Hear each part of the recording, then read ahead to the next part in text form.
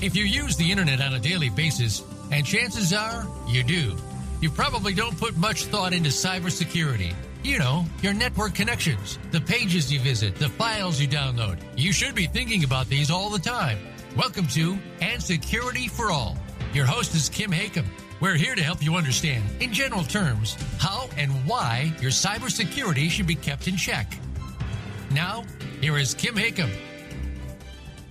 Hi, everyone. Happy Tuesday. I hope you all are having a great week. Welcome to another episode of And Security for All. I'm Kim Hakim, your host. This is actually, we were supposed to have this show 2 weeks ago, right after RSA.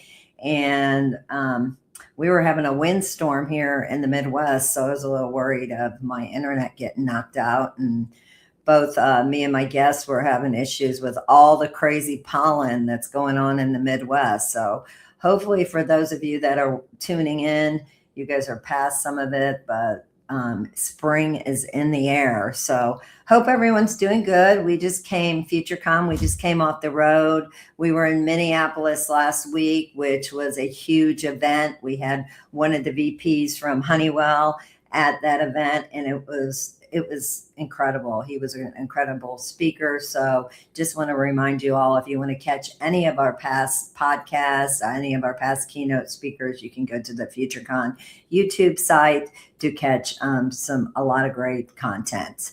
Today, I'm excited for my guest today. I have Ken Foster. He actually is one of our board of advisors at FutureCon, and he hosts with FutureCon. We have an annual Bourbon and Banter event out at RSA every year, and he just came off of that with his partner Pops, and that was a great event. And we're just going to talk about some of the things that were going on out at RSA and the future of conferences and how AI might disrupt any of this, and just the general talk about AI going on in the community. So welcome to the show, Ken. Hey, Kim. Great to see you. Yeah, it's the pollen is definitely that time of the year, right? I think the air quality in Georgia has been at some of its worst here lately. Everything's yellow. It's just that time of the year. It is. And I don't know if you guys are about to get a bunch of rain, but it keeps teasing us. I wish it would. It would help, right? It would wash a little of it away. But other than that, it's beautiful weather down here, and it's been an exciting few weeks after RSA, and watching everything, all the new news that just keeps coming out about the AI thing. We'll call it the thing, because it's a lot, right? It's more than just what people are thinking about, right? And this latest mythos with all the news that's coming out about how quick it finds found vulnerabilities, and it's got such a risk profile with it that even they're going to say they're limiting it to the CrowdStrikes, Microsofts, and Googles of the world right now before they release it to the public. So, well, tell us a little bit about that for those that have no idea what you might be talking about.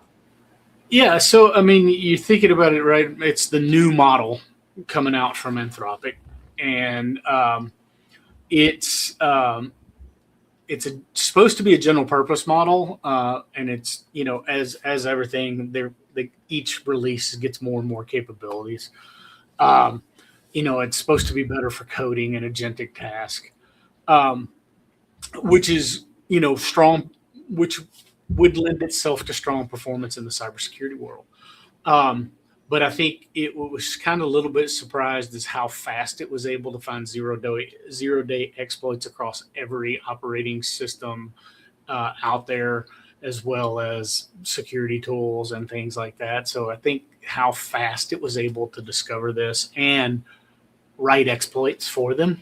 So that's the side of it that's kind of making everybody a little bit nervous, right? Is it very quickly, not only did it find these vulnerabilities, it basically was able to write a zero-day exploit for it almost instantaneously, right, overnight. So that's one of those things. I think I appreciate the fact that they're calling it Project Glasswing, right? So they've decided to only put it in the model in the hands of AWS, CrowdStrike, Google, Microsoft. I think JP Morgan's probably the biggest name in there that's not a tech company, right? Of course, NVIDIA and Linux Foundation, but it's going to be interesting as they see how to maybe put some guardrails around it. And I don't think it's a bad thing. I just think it's as what we have seen with AI, I think to date, is it's a great tool. But you can't just, it's kind of like letting your toddler play in the parking lot. It's okay to keep them in the parking lot as long as there's a fenced off area that they stay inside of.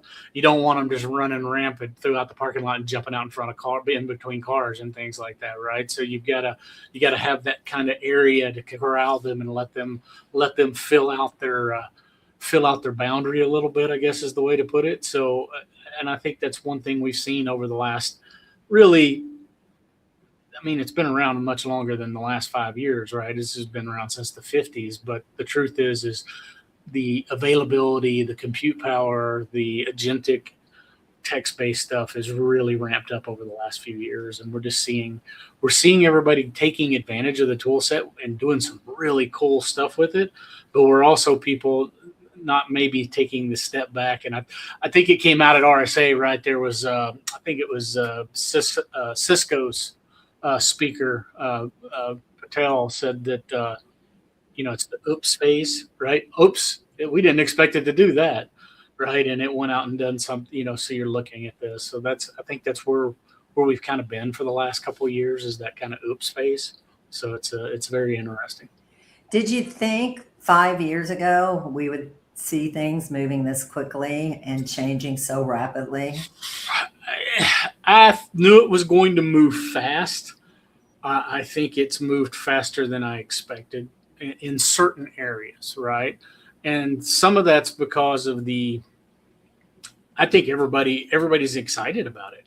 I was having a conversation with a startup co-founder the other day, and he's like, when the new model come out, is like his wife was asking him, "What are you doing?" Because you're up till 2-3 in the morning. And he's like, because we were talking specifically about Claude Cowork, right? When Claude Cowork came out, he was like, I was so excited to get in there and see what it could do. And he said, next thing I know, I'm in my office solving all the world's problems using Cowork because it's so cool. But the thing you also got to realize, when these models first come out, they're super powerful. They're doing great things, but there's also a degradation phase that they go through, which you're seeing that after they've been out for a little while, because of especially the agentic chat-based, text-based that are being trained on older data from out the public models, let's call them, that are being trained on a little bit older data. And depending on what data they have access to and how much of the bad data they get access to, you start seeing this degradation in the responses, on the quality of the response, on the hallucinations, just on misinformation. So you gotta really, as it's been out a little bit longer, you gotta really start auditing the responses a lot closer as it moves forward. We still are nowhere near the fire it off into an agentic phase of either programming, writing, whatever it is, and then not having someone review it and validate that the outcome is what we expected the outcome to be, and that it's a valid outcome. Well, so a couple things I want to talk about Claude. Last week I heard so many people talk at our Minneapolis event. I heard so many of the CISOs talking about how they do like Claude, using that tool over some of the other tools. What's your opinion on that? I turned it off. The agent I had running, I've got it on pause right now, of the Cowork that I've done, because I have been pretty heavily using it for the last few weeks, just trying out different things, right?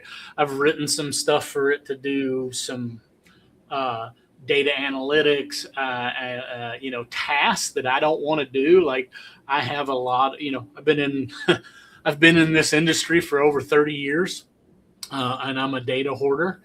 So I've got, my own storage devices on my network they've got a lot of redundant data in it. And I'm like, I bet I've got a lot of data that's just redundant. I have multiple copies of something.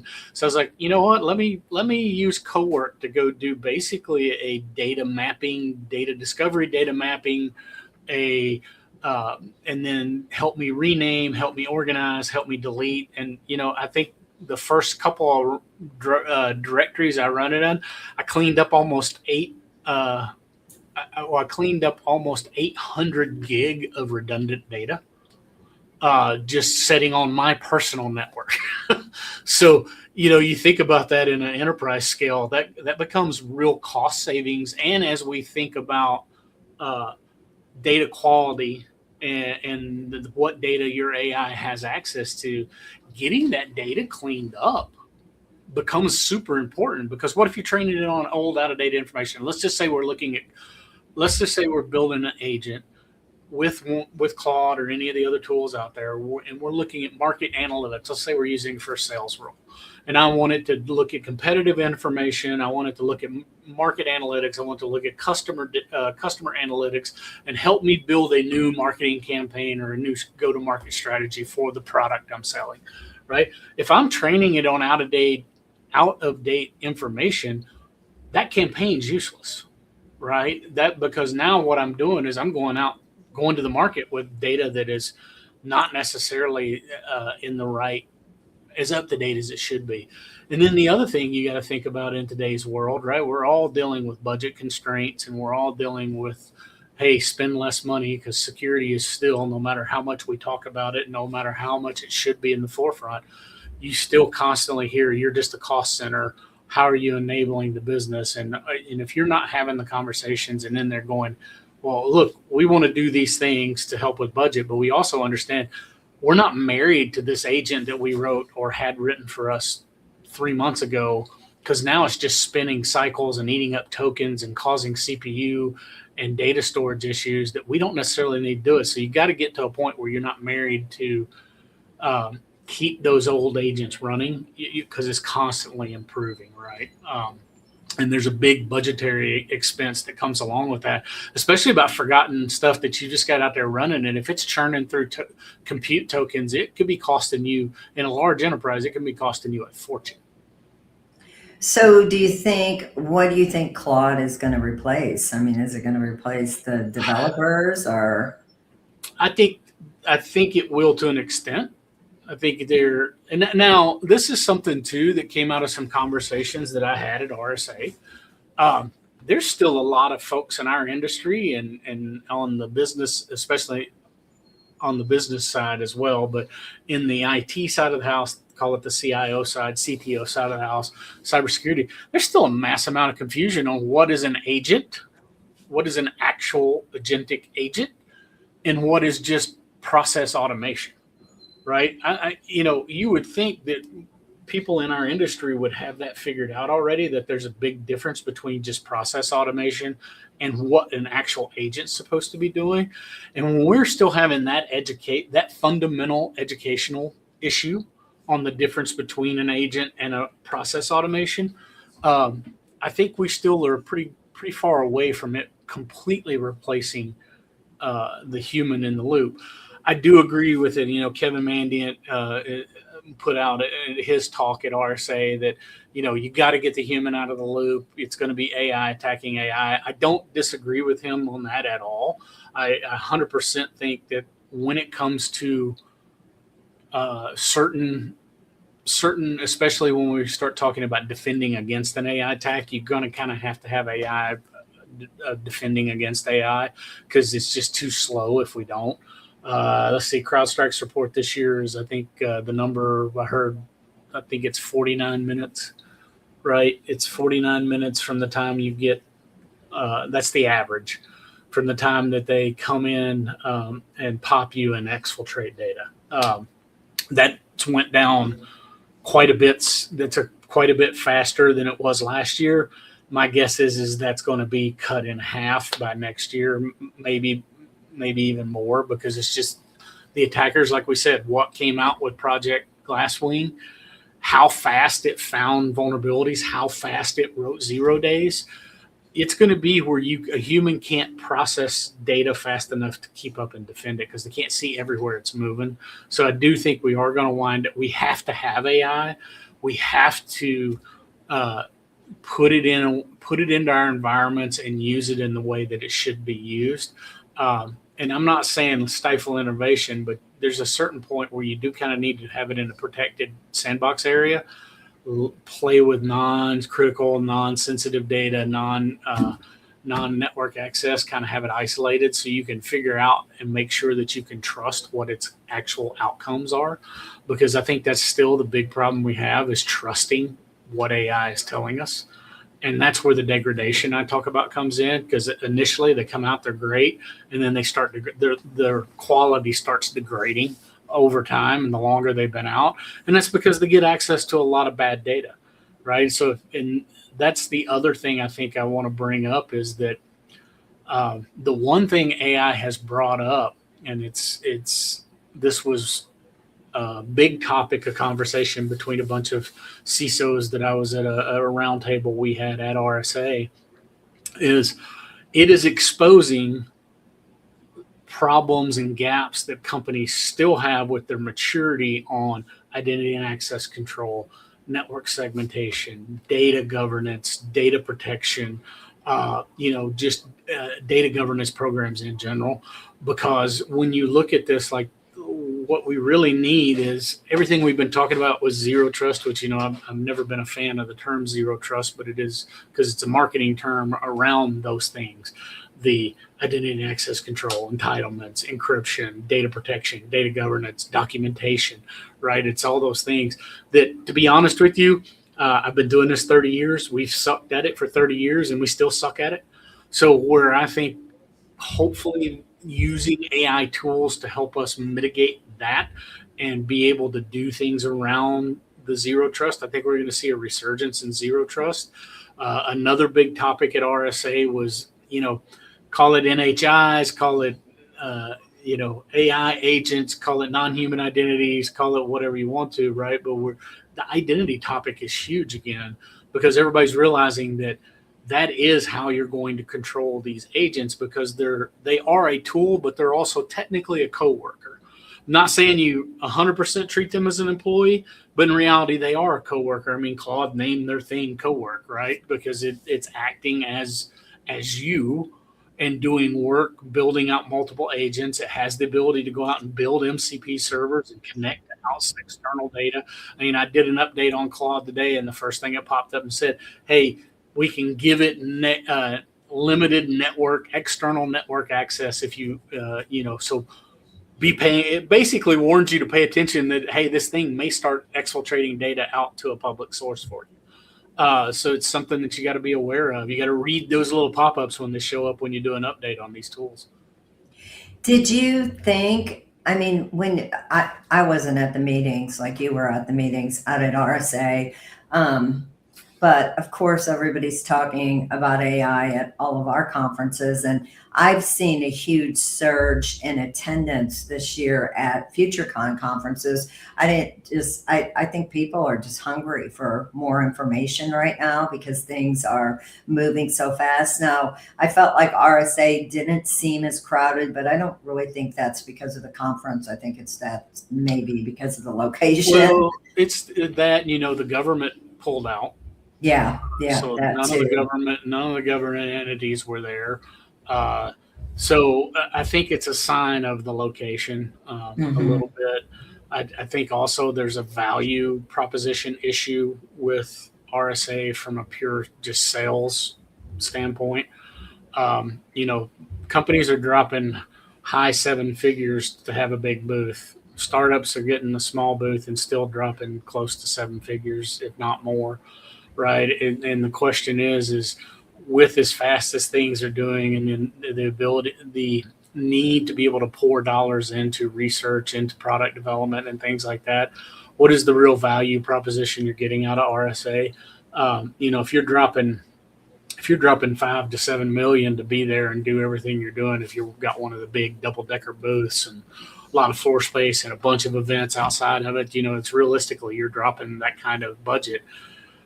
It takes a lot more than a couple of sales to recoup that expenditure over time, right? So, and I'm not saying the startups are doing that. These are companies that have been around making some money.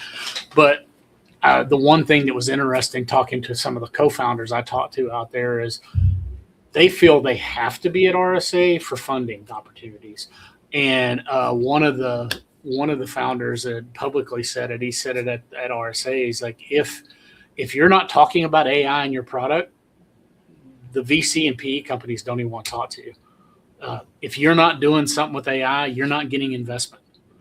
You're not getting the new money coming out. And Dave DeWalt had talked about how Series A guys are getting $100 million. They're getting massive amounts of capital getting deployed to them quickly. And it's so, if you're doing something interesting in this space and doing something that nobody else is doing, the problem is you're not doing really. I haven't seen too many that aren't doing something that everybody else is doing, at least overlap. I think another topic I heard a lot about and had some conversations around was build versus buy. If you're in a big, giant enterprise and you've got a robust development team and a robust AI budget and AI development team, do you build some of this yourself? So there's been a resurgence of the build versus buy. That pendulum's always swinging back and forth. I think realistically, it's not about having the budget to build it or the talent to build it. It's whether you have the stomach to maintain it and can stay on top of how fast this is changing while you're dealing with all your other priorities, right? Because if you've got a team that can build you the best tool in the world that is very context specific to your environment because you understand your control framework, you understand what you need to have and what your special reporting you need out of it, and you have all that dialed in, yeah, you're going to get a much better product if you build it yourself because it's going to be very specific to you. And I'm all for that if you have the capability to also maintain that and keep up with the pace of change. If you build something and do not have the capability to stay up with the pace of change, you've now built something that's tech debt, right? And it's going to become tech debt even faster than it's ever become tech debt before. We talked about tech debt on the IT operations side of the house for years. It's bled now into cybersecurity as well. But now with AI, that tech debt, the time it becomes debt is going to be much quicker than it was in the past. It's interesting talking about zero trust because when I first started this podcast, which was 3-4 years ago, I think it might be 4 years ago this summer. And I did have John Kinderveg on the show, the zero trust creator, the man. And I was trying to get some research on him. And I remember just Googling zero trust, and every single one of my vendors that I would see at my shows, all zero trust, zero trust. Now we've switched every single vendor. It's AI. So how did they shift so fast to go to something that a few years ago you had to be a zero trust company to now you have to be an AI company? And so is it just marketing or what? So I will say, let's talk about 2025 RSA. I walked the floor at 2025 RSA, and there were companies touting AI in there that I own their products. And I was like, there's no AI in this. Really. Yeah. I was like, they've talked about it. They have something that's not GA yet, but they're talking about using AI, or they're making the leap that we have machine learning, which machine learning technically is AI, right? But it was the problem that when we first started having this shift in the conversation to AI, that I know a lot of the people I knew in the cybersecurity world had a problem with it, because for 10 plus years, we've been being sold deep learning, machine learning, some form of AI, right? And it really, as we learned over time, because they were still young and figuring out the way to, it wasn't truly agentic, right? It was you're training these models. They weren't self-learning, right? So the older versions of cybersecurity AI, the deep learning, machine learning, even some called it AI back then, it was trained data, right? You had to train that tool where it couldn't train itself. So it was more of a manual training process.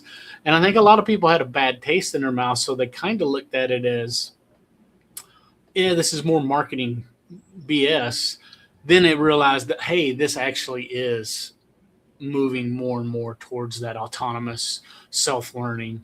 And the thing is it's definitely self-learning. It can definitely do things on its own. The question is where do you put the gate that stops it? And the question is when is it going to become impossible to stop it?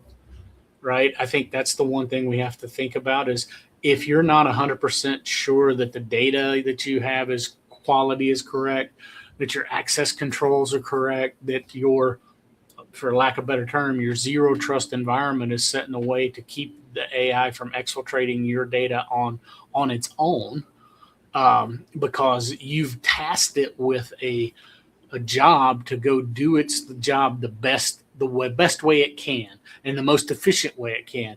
And if it decides that going out and pulling down data that it finds on the internet, or putting your data on the internet, or exposing it to a public facing site is the best way for it to be most efficient, it's going to do it.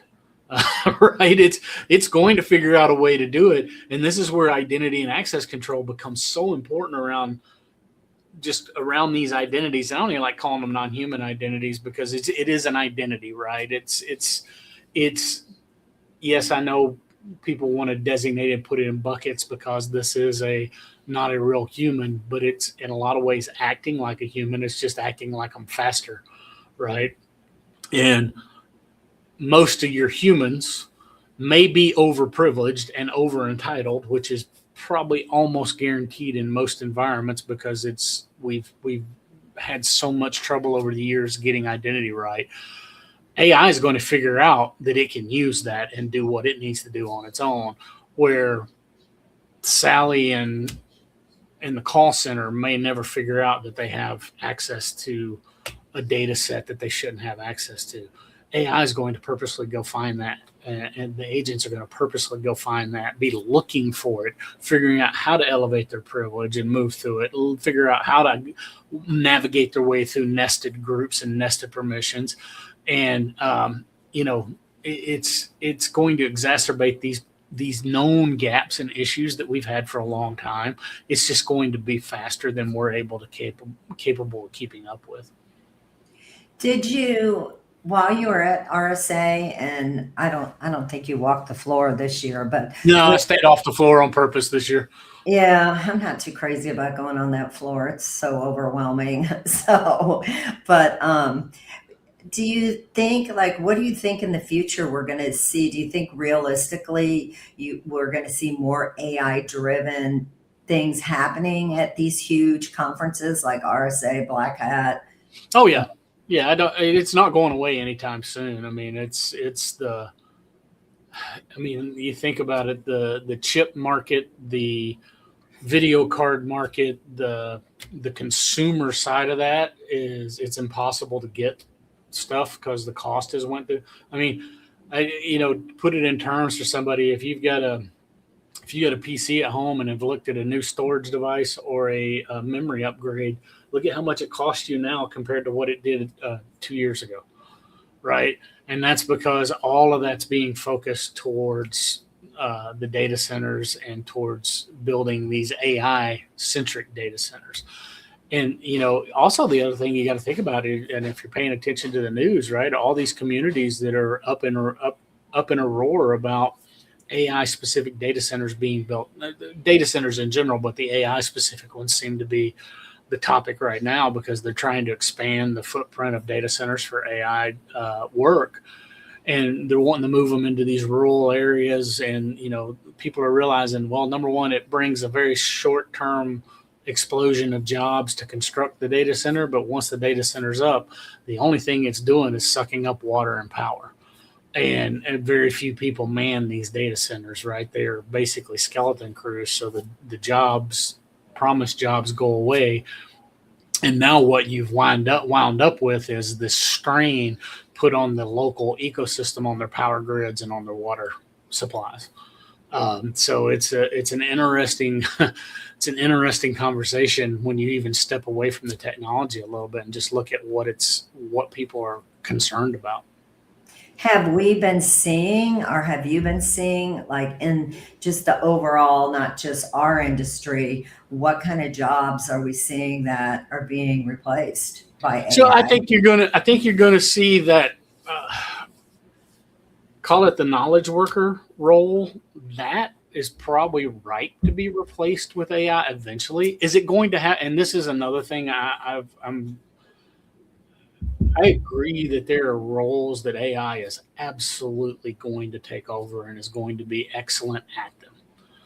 Uh, if those roles were already designed and processes were already thought about in a way that allowed efficient optimization and automation, then AI can probably take those over very quickly. If the process is bad already or has a lot of convoluted things to do it, it's going to take some time to either revamp your processes or build an AI specific agent that's going to be able to deal with this convoluted sales. And I'll use sales marketing processes because I had some conversations around this. It's like if you've already got a really convoluted way of figuring out how your sales are done, throwing it in AI is not going to help it much because it's just going to confuse it, and it's probably a broken process that was never meant to be automated. I've said this a lot over the years around automation of security processes, and if you automate a bad process, it just makes it bad faster. I've used more colorful language, I think, before when I've said that, but and that's the truth. If the process was broken to start and was causing problems anyway, automating it just makes it fail quicker. Now, having said that, you probably can learn faster, but I still think you're 18 to 24 months out before you replace any role 100% when you first look at doing this. So if you go in, if you've got boards and you got leadership that the first thing they do is say, oh, we're going to reduce our headcount and turn it over to AI. If they reduce the headcount before they get a well-working AI thing run out, they're actually going to be in worse shape than they were. And I've seen a little bit of that, right? Because people are running out and like, oh, AI is going to replace all that. It's not going to replace, isn't going to replace people who build buildings right now. It isn't going to replace people who run cables. It isn't going to replace that physical touch work at this time.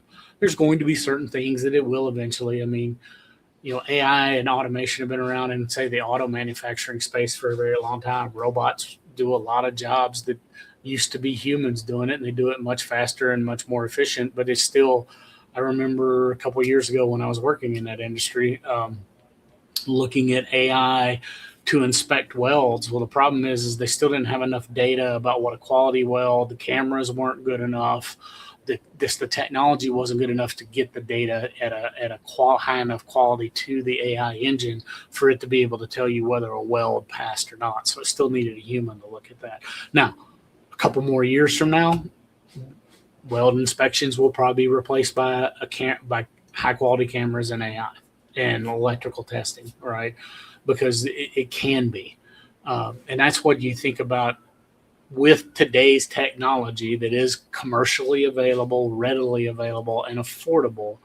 Can that process get the right information to an AI engine with the quality, at a speed that allows it to make a decision and be able to complete a task? Does that exist? If you can click all those things off and check the box, then that role is probably going to get replaced by AI eventually. And as these humanoid robots come out that are being built, they're not available at high rates right now, but they're getting better. I think you will see some physical roles eventually get replaced by that, but not until it becomes affordable, right? Because if a human costs you, let's just say conservatively, a median household, or the U.S. median salary, if it costs, what is that? It's around, I want to say it's in the upper 30s, low 40,000s, right? A year. Can you buy a robot and have AI and do all that for that same cost at this point in time? It's probably not quite there yet.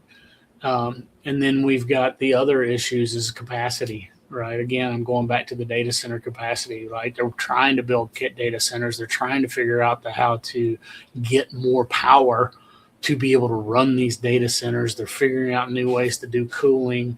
I've seen some technology out there that's looking at really cool ways. The funny thing is they're using AI to do it, but it's data modeling, right? It's looking at the data because AI can definitely process data read a model and do that faster than a human can, right? It just, no doubts about it. But, you're trying to figure out how do we maybe use the power generated from the heat and everything inside a data center. How do we regenerate that and make that a power source for a data center? The small nuclear reactors that are being looked at out there, where each big data center may have its own nuclear reactor, which is kind of interesting because this may be a boon to the nuclear industry, which was kind of in a holding pattern for a while. The U.S. hasn't built many new nuclear plants in a very, very long time, and this may ramp that industry up. It's so crazy. Just there's so many different ways we could go to talk about, what's happening, and so many questions I have for you and not enough time for it. Well, and that's the problem, right? Is Trish, yeah. Think about it when you've been doing this, like I said, I've been doing this over 30 years, and it is changing at a pace that is so difficult to keep up with. I mean, I am probably reading more, listening to more podcasts, doing more research than I have done in years. I'm excited because I'm impassioned about learning this and about figuring out how to improve my productivity, improve my skill set.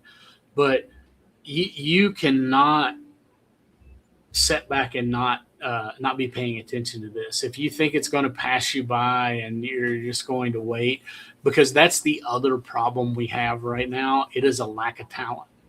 We have a lack, and not talent's the wrong word. We have a lack of talent that has the knowledge right now to move this forward and take care of where we need it to be. And right now we are requiring people to teach themselves to do this in a lot of cases. And then I'm going to go back to one of my favorite topics right now, right? I keep hearing this number about how many millions of open cybersecurity jobs are out there. I think it's complete BS. Mm-hmm. I don't think there's as many open jobs as that the industry says there is, but there's not a talent shortage. We're doing it to ourselves. We are not working with our HR teams. We are not writing job descriptions. We are not willing to invest in people to get them in and teach them something that, we're still seeing job descriptions asking for someone to have 5 to 7 years of experience in something that's realistically only been around 3 years. Right. And I still see those job descriptions, and you're fighting the AI engines that your HR departments are using to get talent access to you to even be able to look at them. But the other problem is AI is applying for the jobs. So if I talked to a CISO buddy of mine in the Atlanta area. He had opened a role for I think it was a director position. Had it open 1 week on LinkedIn, and he had received over 1,000 resumes and applications in 1 week. Right, because these AI engines are applying for you faster and no human's going to be able to look at that.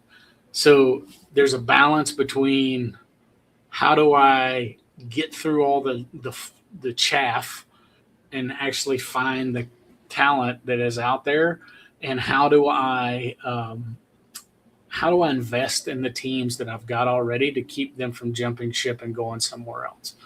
Because I think you're going to need to be spending even more investment in your teams and getting them learning opportunities, helping them support them on learning AI, using these tools, building out some of this stuff themselves.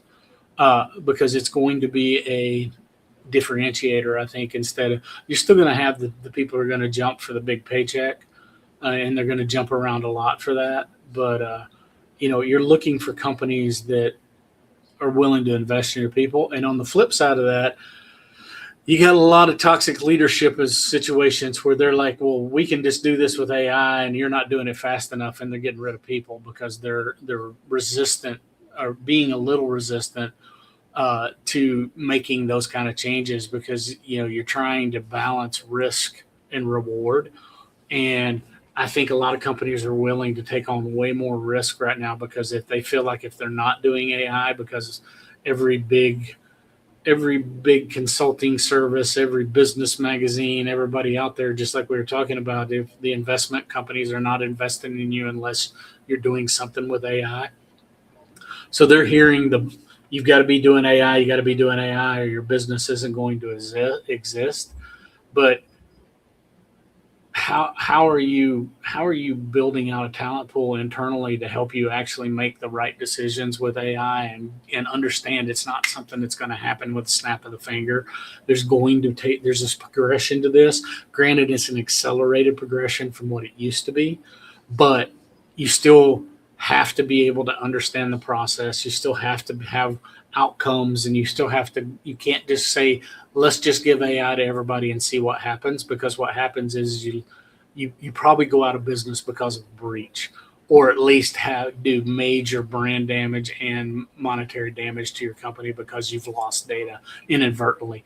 You don't even have to get attacked. Like I said, you've written an agent that's doing what you told it to do, and it becomes an unintentional malicious insider because it starts putting data out where it should have never been. So your friend that put that job role out there, and all those AI, I guess all those bots came in and applied for it, couldn't he just take all those applications and put it in a tool and see who's real? You could, and I mean that's in theory, that ATS thing and the AI tools, that's what it's supposed to do. Mhm. But I also think the problem is those are written with poor. So yes, it's a great tool. Yes, you should have the ability to do that.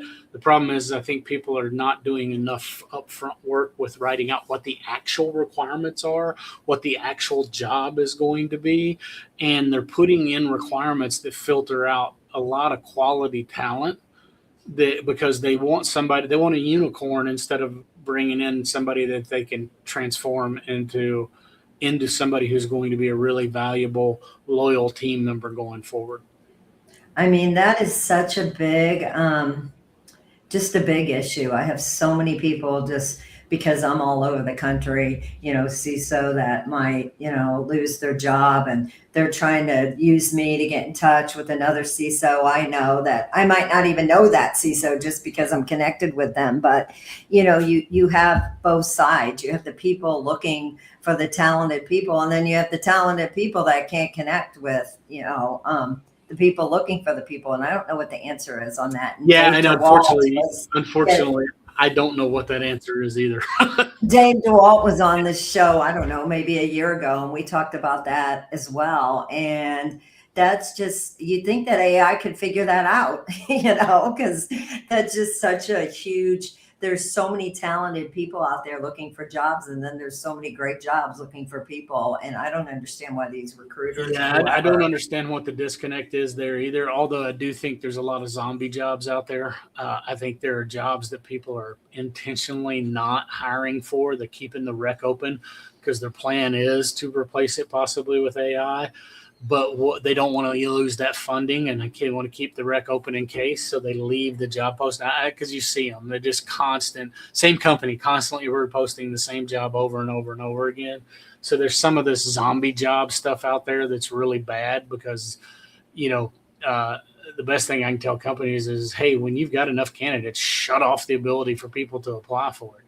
And it doesn't mean just shutting it off at LinkedIn. You've also got to shut it off on your company website. You've also got to shut it off. And then again, I think it's about requirements writing, right? And you've got to make sure that you are putting requirements out on what people are actually going to be doing in that job and what they really must have, what is nice to have, right? Because you can be 100% aligned with what their job requirements are, and there be one thing on their other requirement that has nothing really to do with the job itself, and you'll get kicked by the system automatically because of that one mismatch. And it's not really a requirement; it's just a nice to have. So I think there's a problem with the way people are tuning their AI today. Is you need to be very specific on these are the absolute must. These are the things that if they have these, it moves them into a higher level of review, right? And then see if you still get enough quality talent coming out of that way. So like I said, I don't have an answer for it, but there's got to be a better way to do this, because you look at some of these resumes. And then I think the other thing that's kicking people out in today's age too, which is bad. I was having a conversation with some people about this the other day. I think the length of time in a job is a bad thing to trash resumes for, because we're in one of the most volatile job markets we've been in a while. Or people are doing a lot of contract work and a lot of part-time work. So, you can't automatically get rid of people because they're not staying at a company for, 5-6 years, or longer, right? You gotta be realistic about what's going on in the job market. Well, it's a crazy place we're living in right now, and we're pretty much at the end of our show, but I had a million more things I wanted to ask you about, and I'm so intrigued, and this is a complete right lane twist. Quantum computing, I really, Quantum's going to make this worse. Yeah, and worse I'll and have to better. have you. We're going to make it worse and better.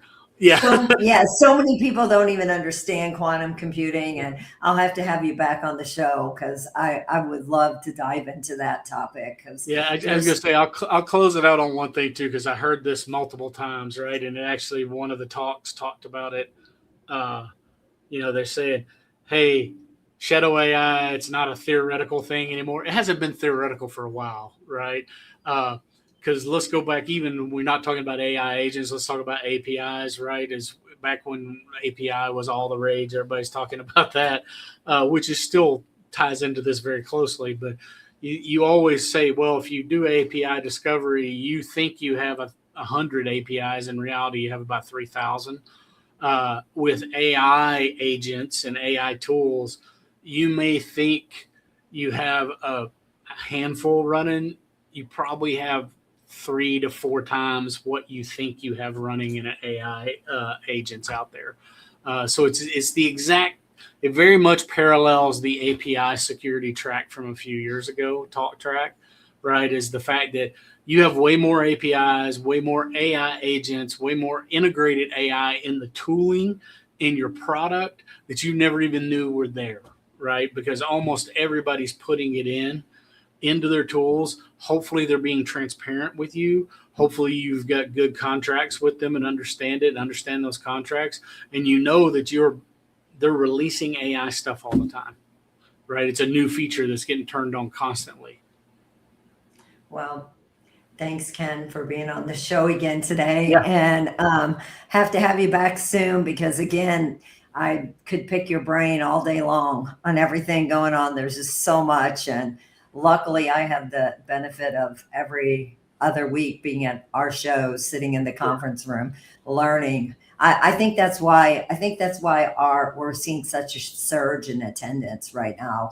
There's so much to wrap your head around right now. And I think when you're getting a crowd that's willing to talk about this at a real level and not just regurgitating the same information, I think people are hungry for that. People want to hear, how are you dealing with this in a real environment, not theoretical, not marketing that's being sold to me by every tool out there, but how are you actually dealing with this? How are you seeing it actually used in your environment?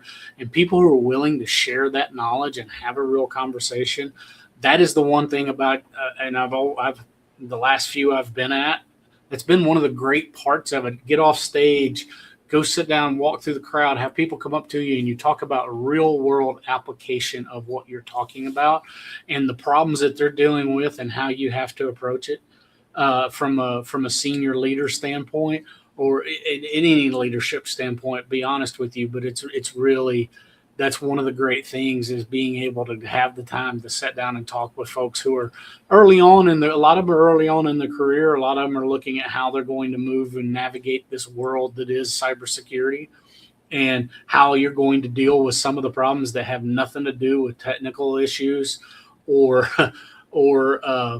or the or even security controls. A lot of times it's around how you deal with the business, how you deal with people, how you explain the value of what you're doing and why it's important. That's a big part of this. And you learn a lot of this through through scars that I have, and a lot of us that come do this, right? We've all got a lot of battle scars from doing this as long as we have. We've watched this industry change, and it's exciting. I'm most excited I've been in a long time about where the industry's headed, and it's reinvigorated me to learn and do things and stuff that I kind of gotten a little jaded about, to be honest with you. But this is a great time to be in cyber, and it's even opened up even more than what you can be doing in this environment. Yep, that is a great note to end on. So Yeah. Thank you, Ken, for being here for another episode. I will see you soon. Thank you, everyone, for joining another episode of And Security for All. We are heading out. We're going to be in Toronto, Canada next week. So if there's any Canadians out there that want to join us, just look up futureconevents.com. We run everything in a virtual mode too, so you can join us in a hybrid mode wherever you are. So everyone have a fantastic week. Stay safe, stay secure, and we'll see you next week.